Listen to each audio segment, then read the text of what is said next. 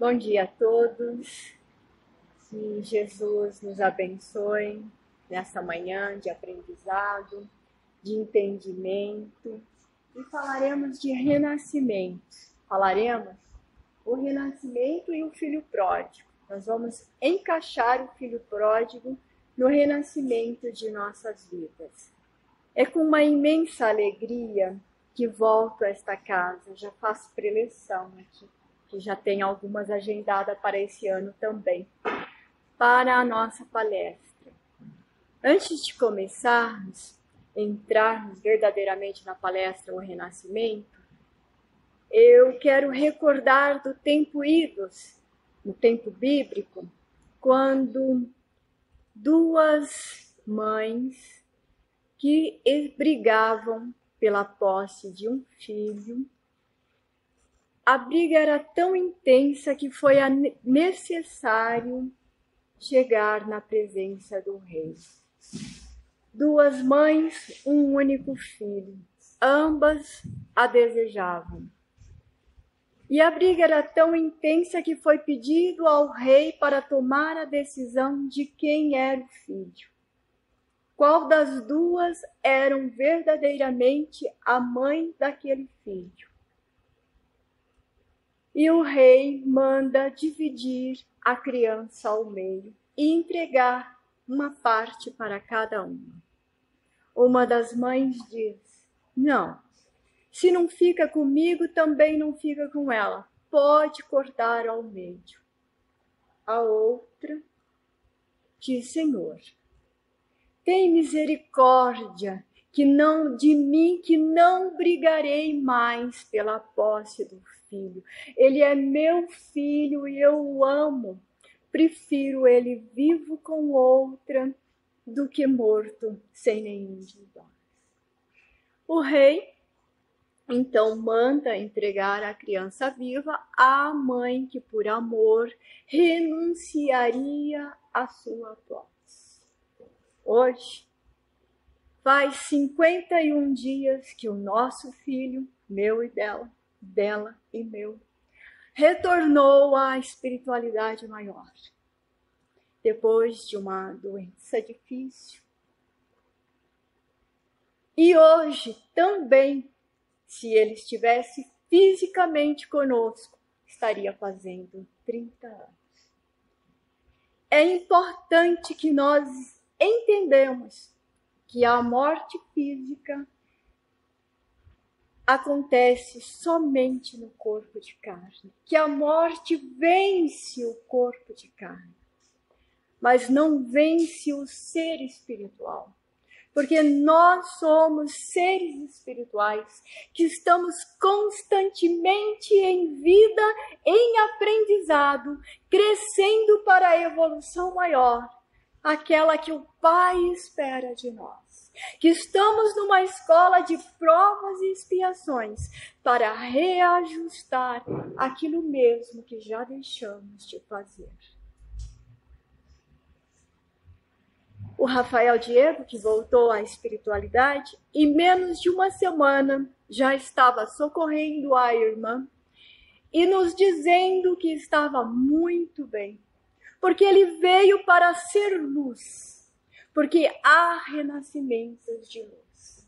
Ele veio para orientar, ele veio para educar, ele veio para ensinar. Outros, como nós, renascemos para reajustar. O renascer é um ciclo infinito de nossas vidas. Renascemos na matéria, em orbes evoluídos quando estamos evoluídos, em orbes não tão evoluídos quando estamos começando, em orbes primitivos ou de provas e expiações, que é o caso da Terra, quando já estamos tendo o entendimento da paz, nascemos no Brasil. Porque a espiritualidade nos esclarece que nasce-se no Brasil os espíritos que já conseguiram pacificar em si o amor excessivo às guerras, o amor excessivo às violências. Então, quando nós começamos a pacificar, carregar a paz e o entendimento da paz em nós, nascemos no Brasil. Nascemos numa escola de provas e expiações. E vamos depurando, vamos deixando o nosso espírito pronto para o caminho no infinito, para o nosso progresso, para o nosso entendimento. Muitos renascimentos conhecemos através dos livros sagrados, a Bíblia, que citei agora há pouco, o Vedas e muitos outros livros, onde homens passam por provas e expiações arrasadoras, se transformam de tal maneira que renasce em seu próprio corpo físico. Esse renascimento intenso, tão intenso, que muda-se inclusive o nome, não o modismo de hoje, que para fazer mais sucesso ou menos sucesso, tira o D, bota o D, põe o I, bota o Y. Estou falando de renascimento de alma. Abraão, para Abraão, pai de uma nação. Jacó, para Israel, aquele que lutou com Deus. Saulo, para Paulo, o pequeno, o último da fila. Giovanni de Pietro de Bernardone, Francisco de Assis, aquele que muito ama. Renascimentos intensos no corpo físico, a mudança total da sua própria vida, a ocorrer no passado e pode ocorrer conosco. Nós passamos por transformações. Então, o nosso nascer não é somente nascer um bebê. Nós nascemos o tempo inteiro quando desejamos realmente mudar a nossa vida. A todo momento na vida material há o renascimento. E eles acontecem, esses renascimentos, para que nós possamos pôr em prática o que nós dissemos que entendemos na erraticidade. A verdadeira vida é a vida espiritual. Lá praticamos, lá exercitamos e aí falamos, conseguimos. Agora podemos encarnar porque eu vou passar por provas e vou tirar nota 10 na prova. Eu vou passar por expiações e vou tirar nota 10 nas expiações.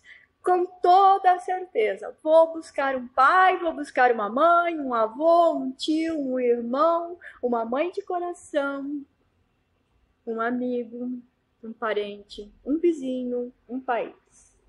Fazemos todo esse planejamento na espiritualidade e renascemos na matéria. A chave da penetração no conhecimento da realidade. A hora que nós vamos dizer, conseguimos. Alguns de nós desistem pelo caminho.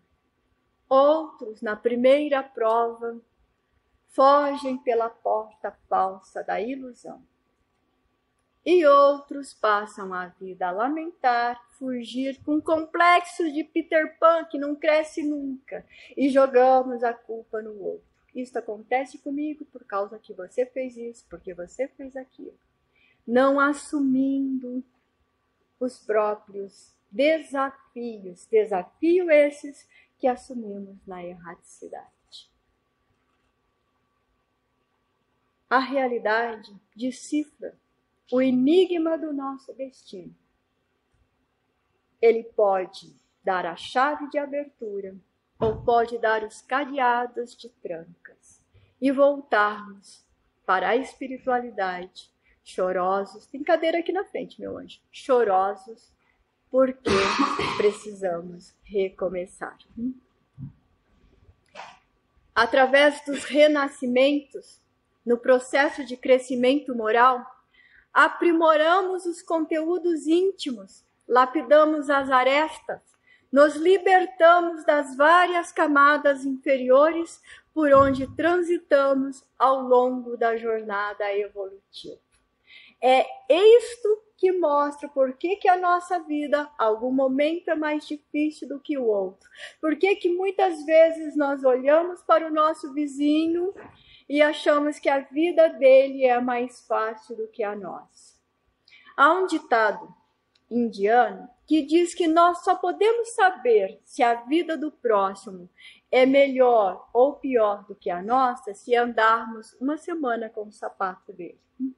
Porque daí vamos realmente compreender se é ou não uma janela de ilusão.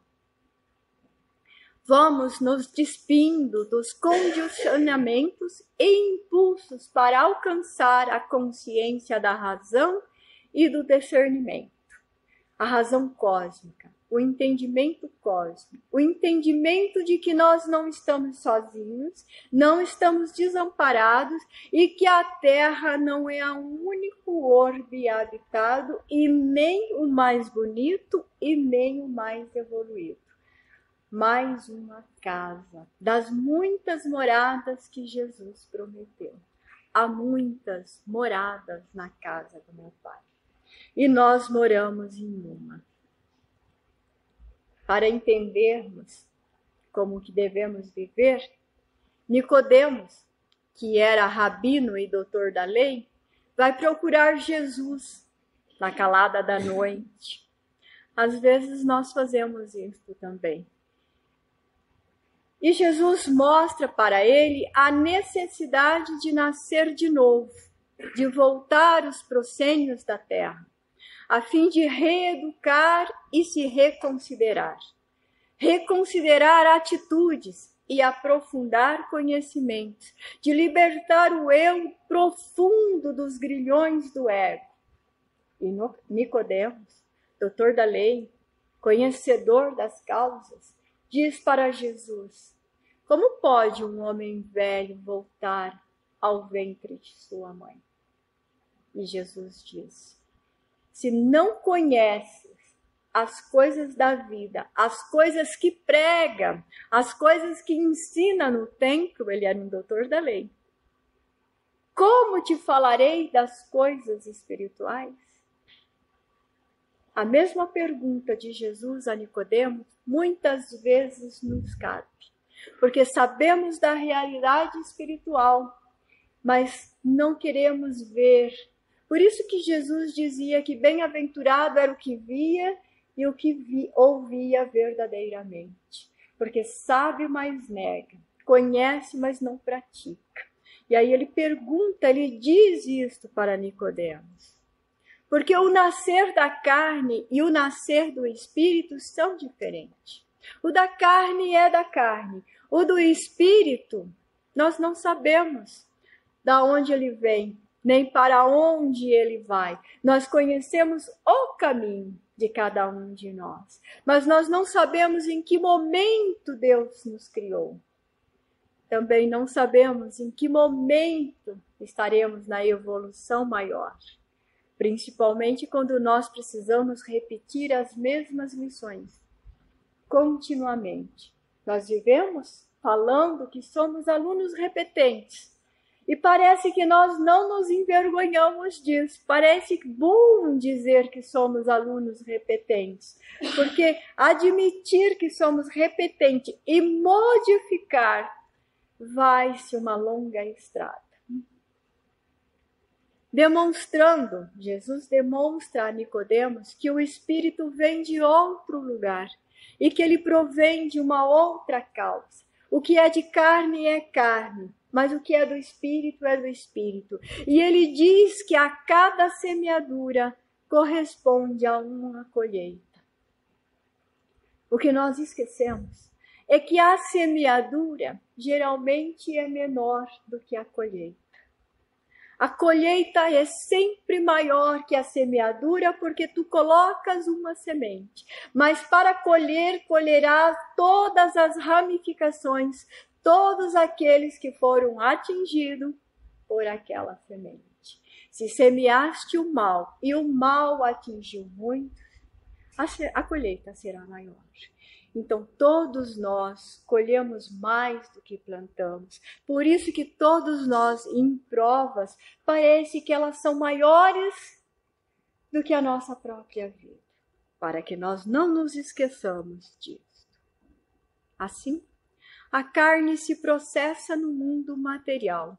A reencarnação acontece com a união dos gametas e extingue-se ao desencarnar. O espírito não. Ele tem a origem pela causa primária. Causa primária de todas as coisas? Deus. Não sabemos de que momento fomos criados. Nós sabemos os laços que vamos criando, os espíritos que vamos conhecendo e vamos amando, e laços infinitos pela eternidade.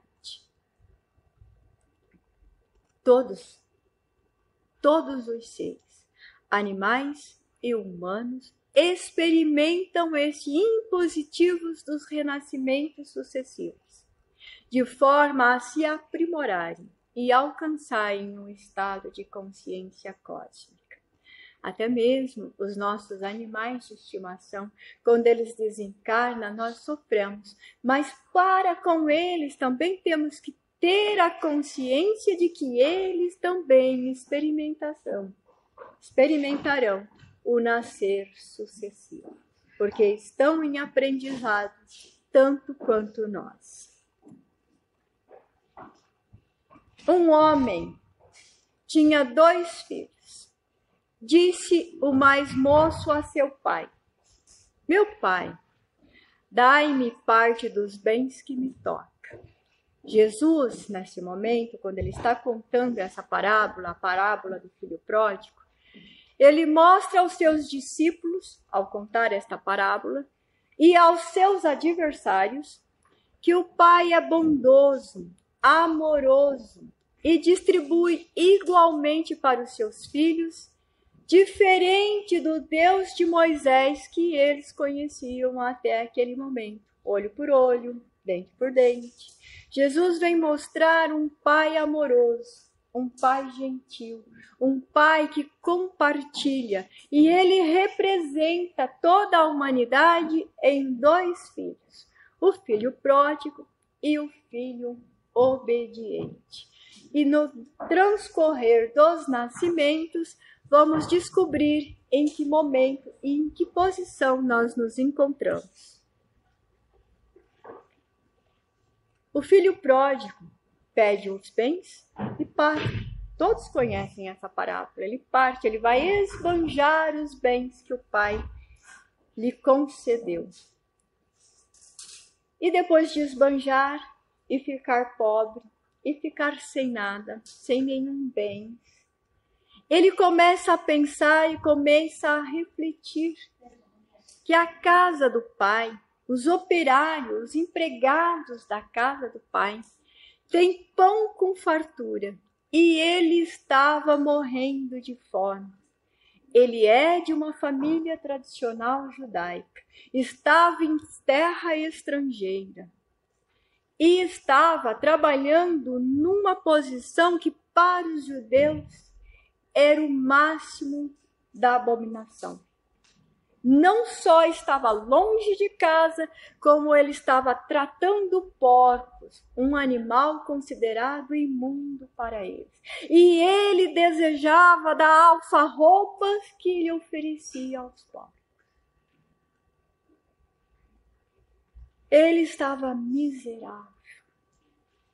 E nessa miserabilidade ele pensa nos operários, nos servos que estão na casa do pai com fartura de pão, com regalias.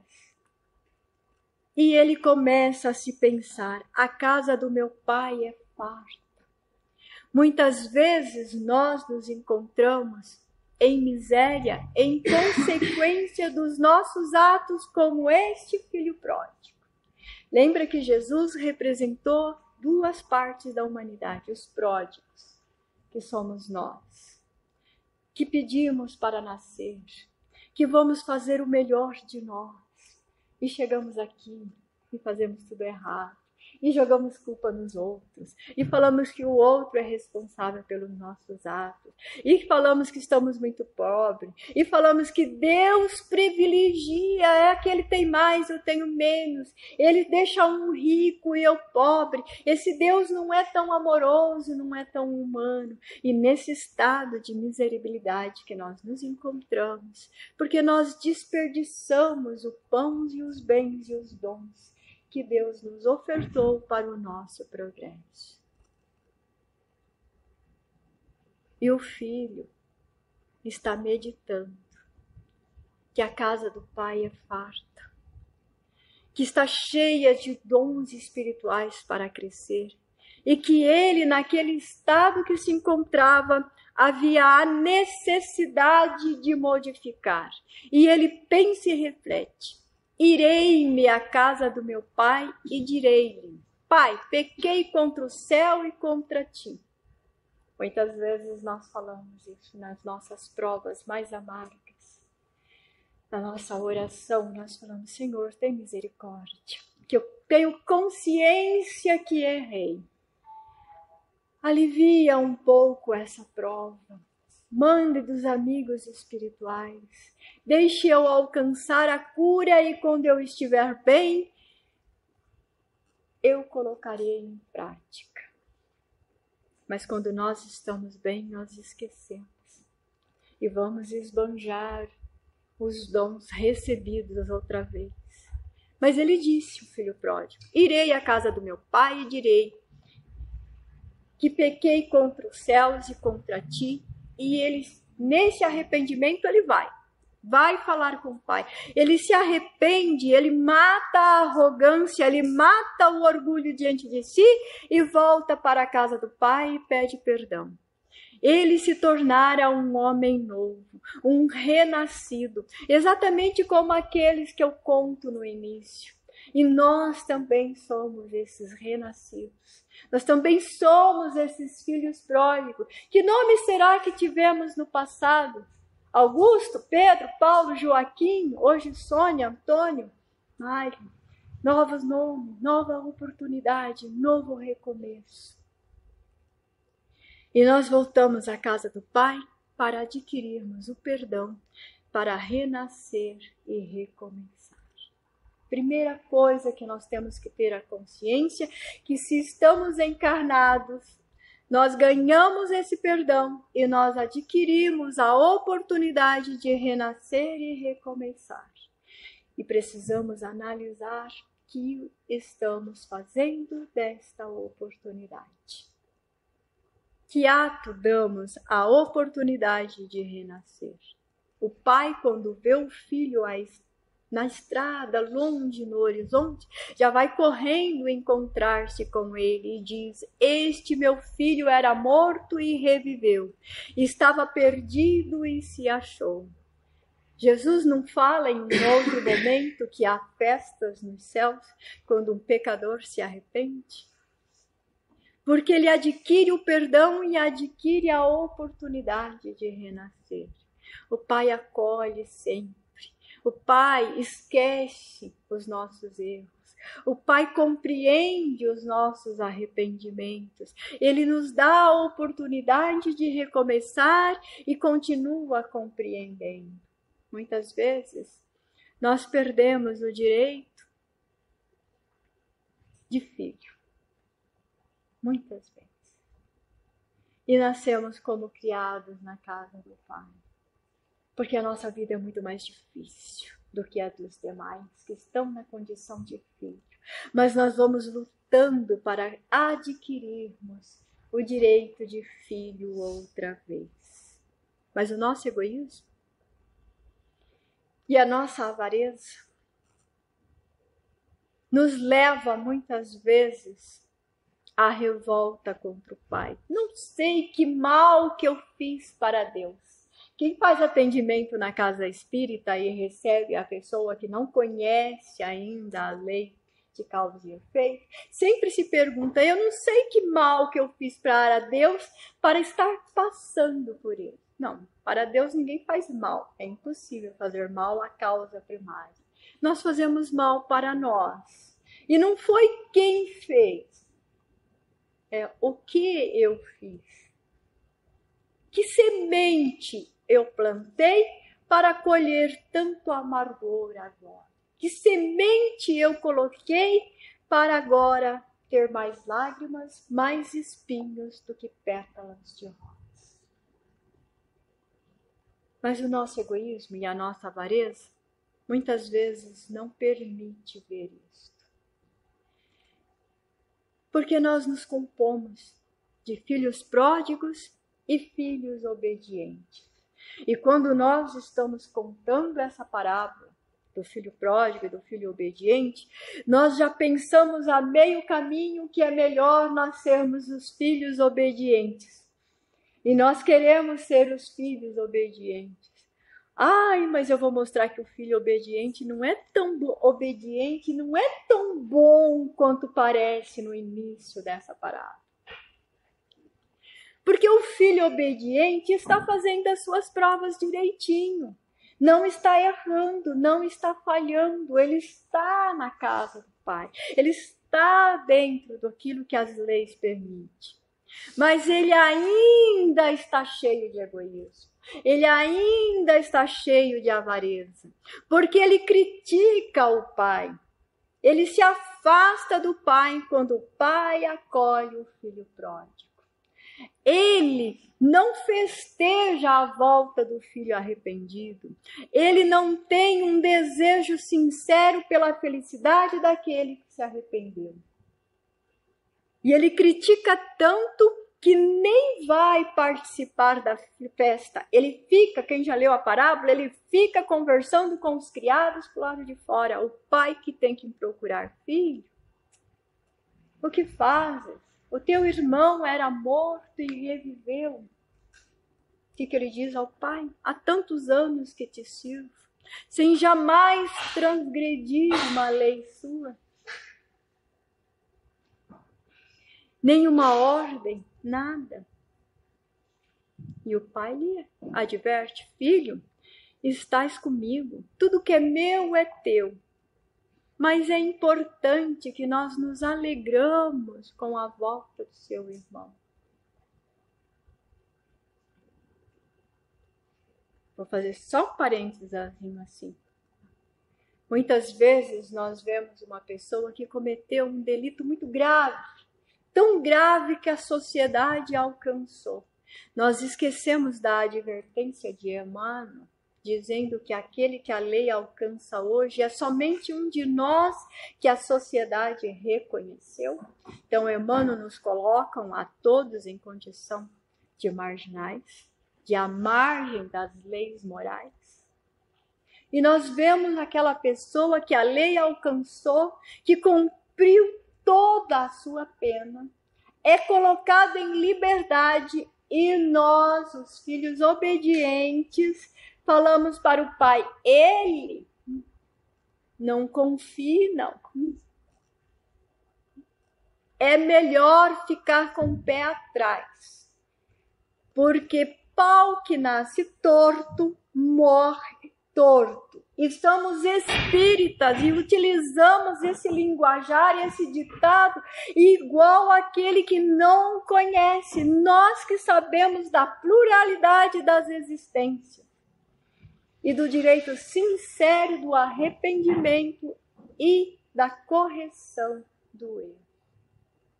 É isto que o filho obediente fez para com o irmão. Eu estou na sua casa, eu te sirvo há tanto tempo, nunca me deste nada, nunca desobedeci uma ordem sua e sequer me dá um cabrito para comemorar com os meus amigos. E o pai lhe diz: mas filho, tudo que é meu é teu. Ou seja, você não pegou um cabrito e fez uma festa porque não quis. A mesma coisa vale para nós. Nós deixamos a vida passar. Temos um amigo, esquecemos de dar vamos marcar um encontro, vamos deixando a poeira do tempo. Vamos fazer uma visita. Vamos ver um parente difícil. Nós passamos a vida inteira encarnada falando de um parente difícil. Estender a mão fazer como o Pai, este era o meu filho que estava morto, a próxima encarnação faremos. É assim que nós falamos. Será que nós temos tempo para a próxima encarnação? A Terra caminha a passos largos para a regeneração. E uma das coisas que acontece a um orbe regenerativo é aquele que se compraz no mal não pode nele morar. Terás que renascer. Ele disse a Nicodemos. Teremos que renascer e muitas vezes teremos que renascer em algum lugar que está pior do que a Terra. Porque a Terra caminha para a sua regeneração. Então o filho obediente às vezes pode se zangar. Então nós não devemos ser. Já sabemos que somos pródigos. Já buscamos o arrependimento, mas não ficaremos apenas como filhos obedientes. Seremos filhos imortais do Pai Criador, obedecendo e complazendo de todas as suas leis. Porque nenhum de nós fica abandonado pelo Pai Celestial.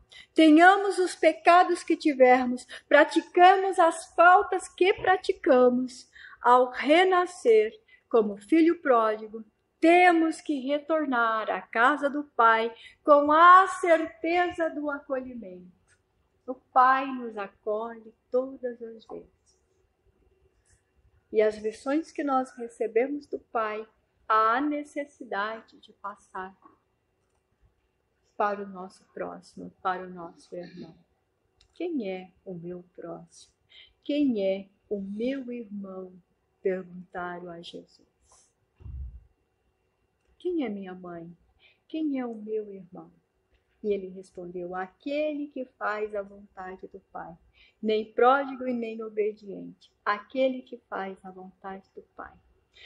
Pródigo e obediente são atalhos que buscamos no caminho da evolução. Podemos perder a condição de filho, mas o Pai nunca perde a condição de Pai para com todos, porque todos somos criaturas suas. Por mais errado que estejamos, por mais vezes que necessitamos de pedir perdão, por mais vezes que esqueçamos da vigilância e por mais vezes que precisamos recomeçar, Ele sempre será o nosso Pai.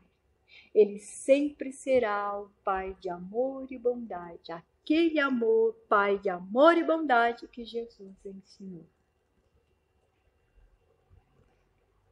Neste planeta ou em outro, longe ou perto, no corpo de carne ou no corpo espiritual, renasceremos sempre.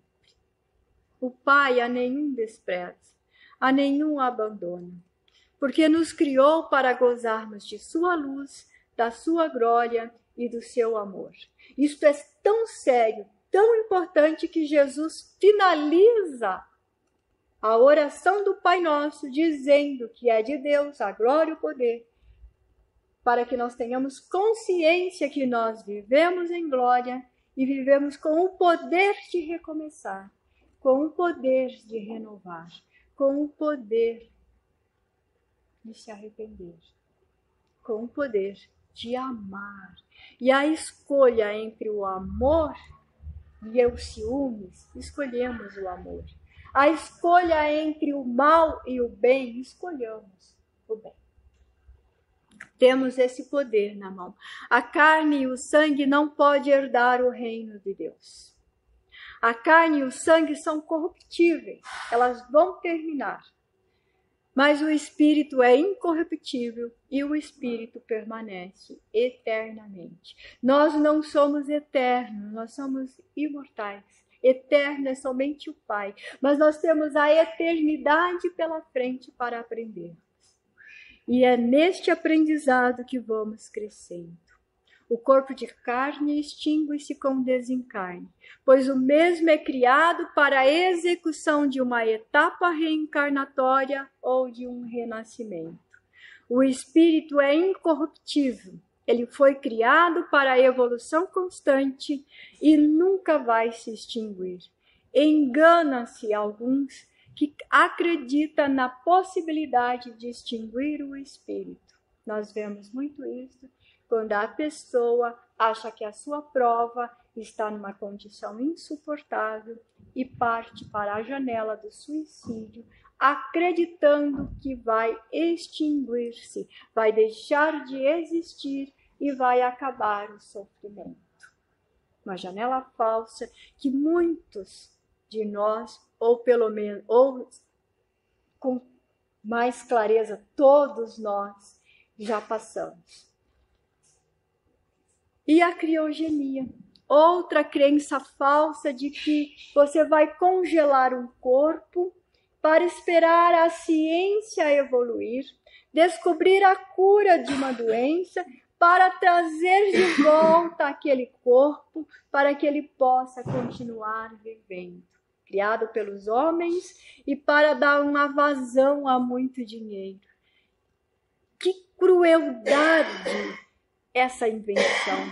Porque se o Pai é amoroso e nos dá a oportunidade em corpos novos, nos dá a oportunidade de aperfeiçoamento do nosso próprio corpo, se nós buscamos a sensação e o desejo de uma beleza diferente desta que carregamos, queremos uma beleza angelical, que ideia cruel pensar que o espírito deve retornar a um corpo velho, degenerado, que já passou pela doença.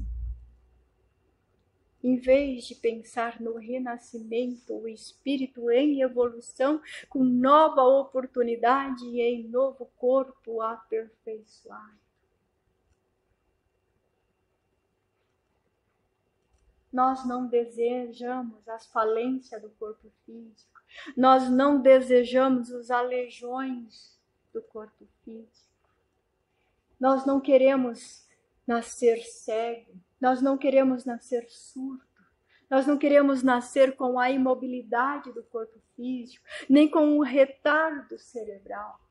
Porque nós acreditamos e sabemos que o Pai é amoroso e nos dá a oportunidade de um corpo somente para uma etapa que necessitamos passar na prova, por um desvio nosso, não por uma lei imortal e uma criogenia. E também para pôr por terra a crença da ressurreição, que igualmente deseja o mesmo corpo como a criogenia. A mesma ideia de ressurgirmos num corpo que não queremos. Desejamos um corpo melhor e vamos ter essa ideia de ressurgir um corpo que queremos melhor. Mas o Pai, em sua infinita bondade, mostra que nós vamos nascer num corpo físico, mas o espírito sempre o mesmo, em aprendizado. A parábola do filho pródigo é a magnificência de Deus. Nos mostramos que renascemos nas provas difíceis e, ao mesmo tempo, é um solene e categórico protesto de Jesus contra a doutrina blasfêmia, caduca e irracional das penas eternas do inferno, inventada pelos homens para fazerem outros sofrerem. Se nós, que ainda não somos bons, somos incapazes de desejar o mal para um filho nosso, por mais que ele erre, por mais que nos machuque, nós sempre o perdoamos. Imagine o Pai maior. Ele nos condenaria, nos criaria para jogar num fogo eterno, sem nenhuma possibilidade de recomeçar. O homem seria capaz de ser superior a Deus em pensamento de amor e bondade? Qual mãe que não entraria sorrindo no inferno para salvar o filho? E o Pai não faria isto por nós? Não há sofrimentos eternos. Não há dores infindáveis, não há castigo sem fim, porque se os mesmos fosse eterno, Deus não seria justo, não seria sábio, não seria misericordioso. Que pai é esse que produz filhos para abandonar? Nós não repugnamos o abandono até das criaturinhas de 4 patas. E o Pai nos abandonaria ao relento? Não. O Pai nos permite viver sempre e renascer sempre que precisamos para aperfeiçoar. Quanto tempo renasceremos? Não sabemos. Porque a cada um faz a lição de uma maneira. Muitos nascem olhando para as estrelas e vão direto ao Pai. Outros nascem olhando o chão, refazendo várias vezes a mesma lição. Nós nos enquadramos nos repetentes, mas nós podemos avançar, diminuir a nossa quantidade de encarnações dolorosas, pela nossa vontade, pelo nosso desejo de se aperfeiçoar. A lei de Deus é igual para todos, porque tanto o que é bom quanto o que é mal estão sobre as vistas do Supremo Criador, que faz do mal o bom e que faz do bom o melhor, porque nós não somos maus e cruéis, nós estamos em uma escola. E somos aprendizes das leis imutáveis, discípulos a caminho da evolução do Pai Maior. Somos uno com o Pai. E quando permanecemos uno com Ele, tudo fica mais fácil, mesmo com as dificuldades encarnatórias. É tão mais fácil sorrir, é tão mais fácil vir para a casa espírita. É tão mais fácil compreender a lei do retorno à espiritualidade. É tão mais fácil manter o equilíbrio. É tão mais fácil confiar. Sentir os anjos em torno de nós. Não há privilégios nem exclusões para Deus. Para todos Ele faz nascer o seu sol. Para todos faz brilhar suas estrelas. Para todos deu o dia e a noite. E para todos faz descerem a chuva. Nós é que muitas vezes não ficamos felizes. Ah, hoje tem sol. Aí vem a chuva. Ah, hoje tem chuva. Ah, hoje tem calor. Ai, hoje está frio. Difícil de agradar esses filhos rebeldes. Nunca estão contentes, sempre precisando de um puxãozinho de orelha da espiritualidade. Quando num momento de reflexão nos afastamos de Deus, dissipamos os bens que o Criador nos doou, a dor e a miséria nos ferem fortemente a alma orgulhosa, e no momento supremo de angústia, nossa alma renasce para Deus e delibera reentrar no caminho da perfeição. Por isso que muitos nos dizem que há 2 maneiras de chegar na casa espírita, pelo amor ou pela dor, e que a grande maioria vem pela dor, porque no amor nós estamos esbanjando os dons que Deus nos dá. Na dor, feriu a alma, aí vamos buscar o Pai. Então a casa espírita, no seu primeiro socorro, nos socorre a alma ferida. Depois ela nos oferece tanto maná, tanto pão espiritual, tanta confiança e tanta convivência à espiritualidade maior, que não queremos mais sair da casa espírita. E aí acontece como os meus familiares: por que não leva a barraca? Por que não leva a barraca? Já fica de vez na casa espírita. Renascemos para conquistarmos a verdade adormecida no nosso íntimo. Nós renascemos para compreender a verdade do Pai. Nós renascemos para compreender esse amor. Nós renascemos para entender a bondade do Pai. Nós renascemos para nos conhecermos melhor. E nós renascemos para perdoarmos uns aos outros.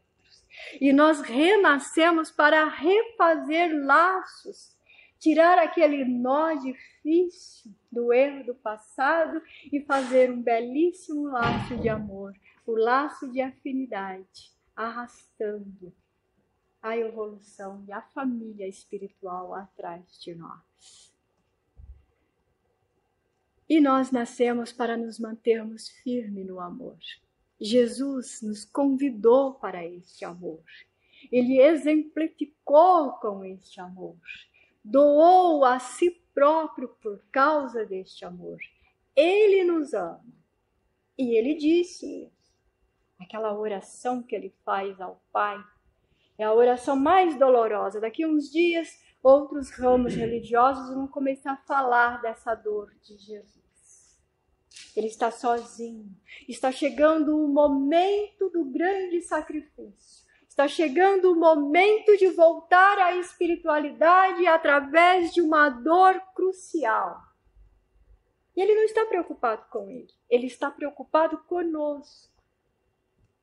E ele avisa aos amigos João, Natanael, para velar com ele que ele vai ficar um pouquinho mais distante orando.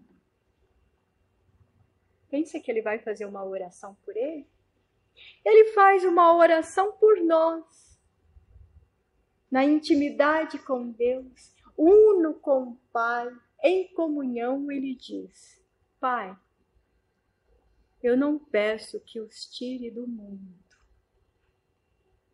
Então ele está dizendo que nós temos que viver com amor, com intensidade, com vontade, sem tédio. Nós somos imortais, temos a eternidade pela frente, temos tédio da vida.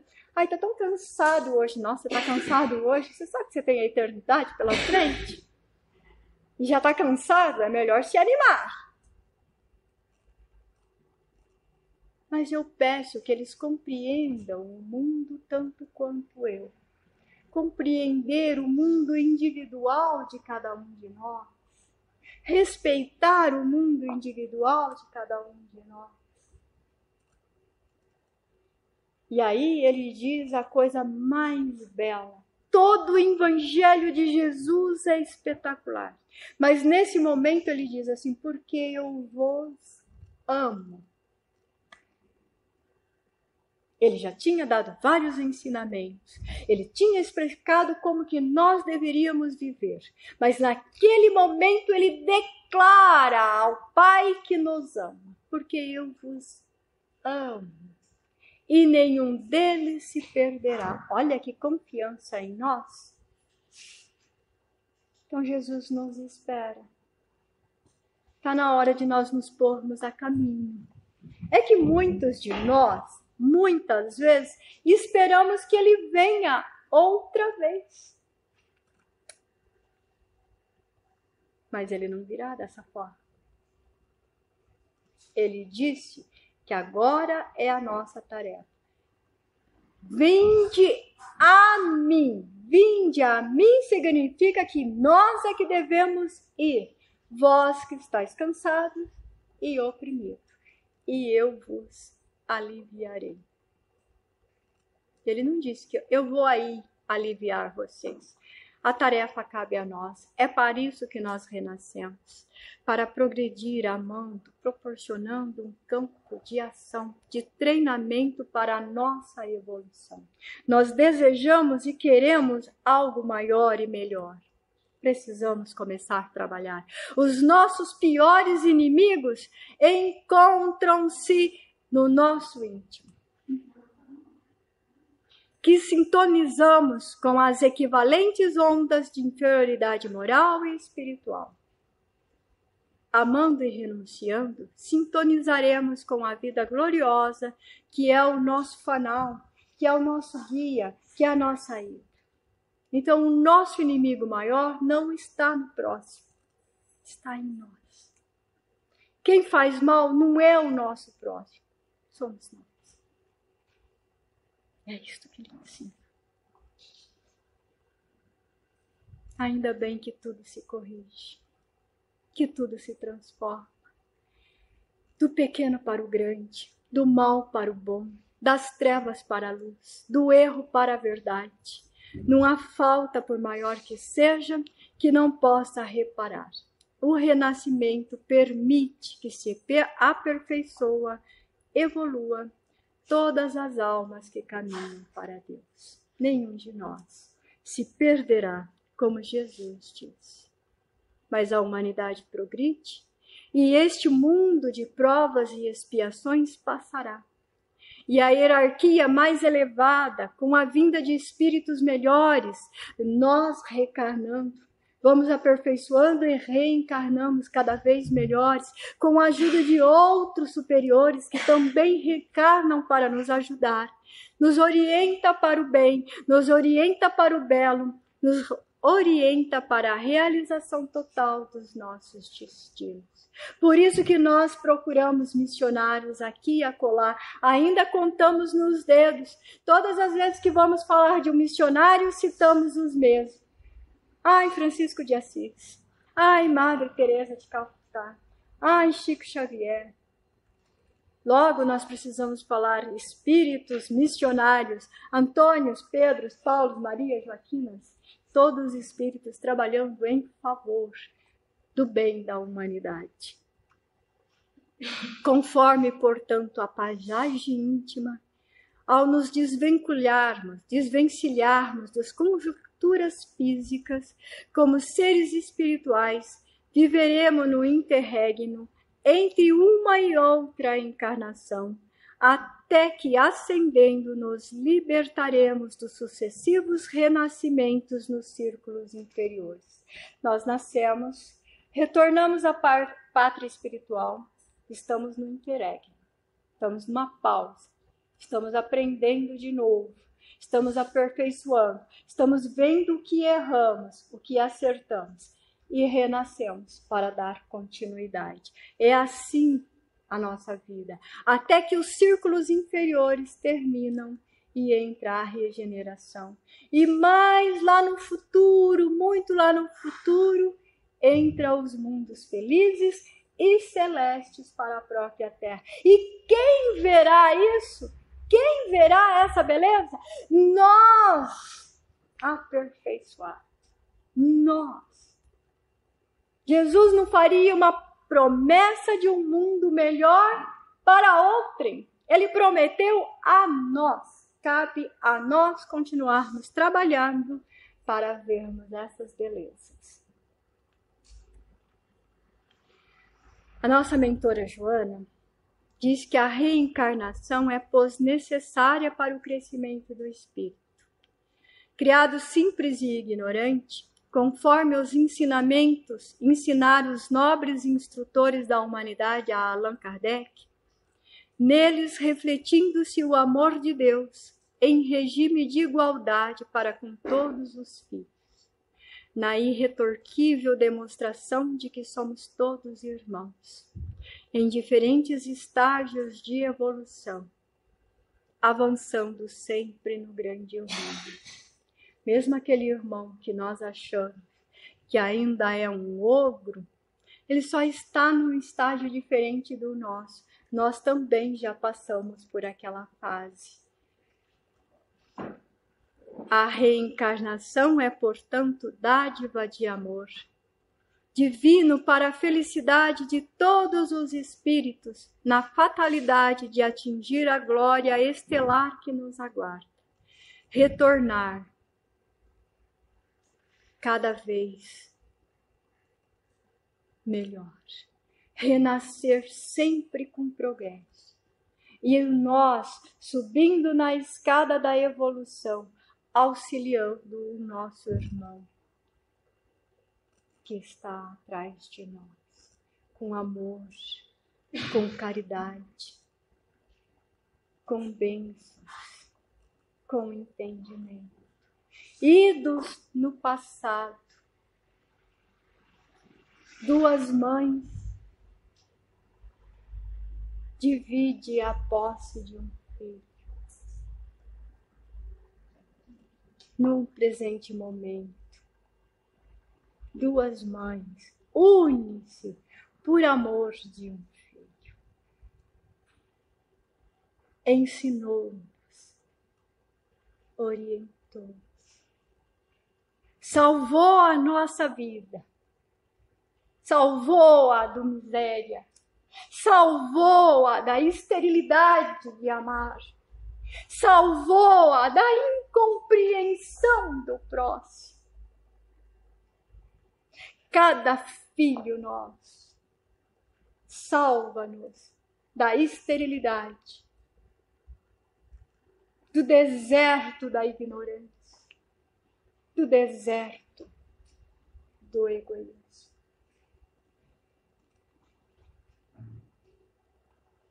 Nós sofremos,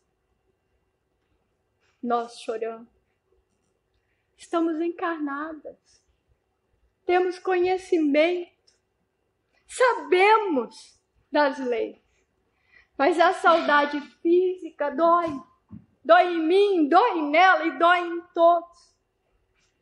A lei natural de Deus nos diz que os mais velhos, que nós partiremos primeiro. Mas por algum motivo, por alguma coisa que desconhecemos,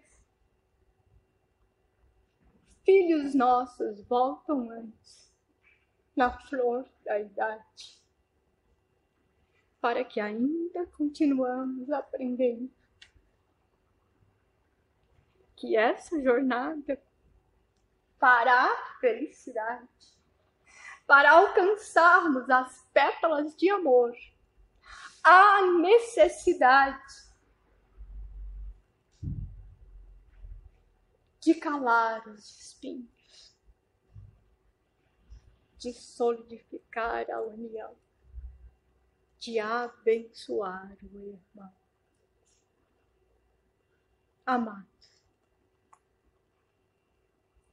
a vida nos dá a oportunidade bendita de enchermos a alma de esperança.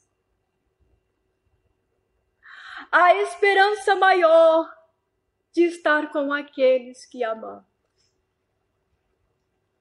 Distanciamos dos filhos, distanciamos dos pais, distanciamos do irmão, que por um motivo ou por outro param a sua jornada, estende-se ao chão. A felicidade está na esperança de alcançarmos, estendendo a mão àquele que sofre, estendendo a mão àquele que desistiu, recuperar aquele que suicidou, colher no colo aquele que traz a dor, abençoar aquele que perturba, recuperar aquele que te persegue, perdoar aquele que é inimigo. A esperança, a felicidade maior, estar em olhar para Jesus, sentir o seu amor e distribuir do seu pão, levando a felicidade, suavizando os caminhos, dando-se e permitindo a oportunidade de encontrar com aqueles que partiram, seja na emancipação do corpo, no sono celeste, descanso bendito que Deus nos proporcionou, para que possamos encontrar com os amigos espirituais e encontrar com os nossos familiares que a partir de nós já voltou.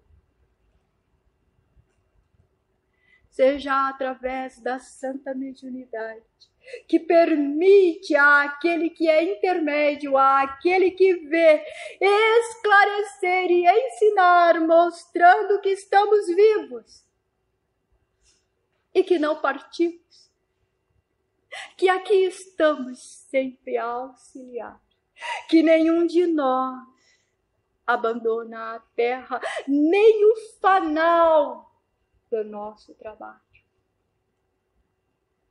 Porque assim como Jesus, que naquele momento, antes do pé da cruz, disse que nos amava e que por amor nenhum de nós se perderia, Ele espera os trabalhadores e Ele deseja que cada um de nós siga-lhe os passos, siga-lhe o amor. Enxugando lágrimas, dulcificando corações, ensinando o caminho, colocando de pé os pequeninos, socorrendo a ignorância, salvando de si mesmo. A esperança maior, a felicidade maior, encontra-se no trabalho bendito pelo nosso Senhor Jesus, que nos ampara, que nos ilumina e que enche-nos de bênçãos para tudo o sempre. Que assim seja, que todos tenham uma semana maravilhosa, em nome de Jesus.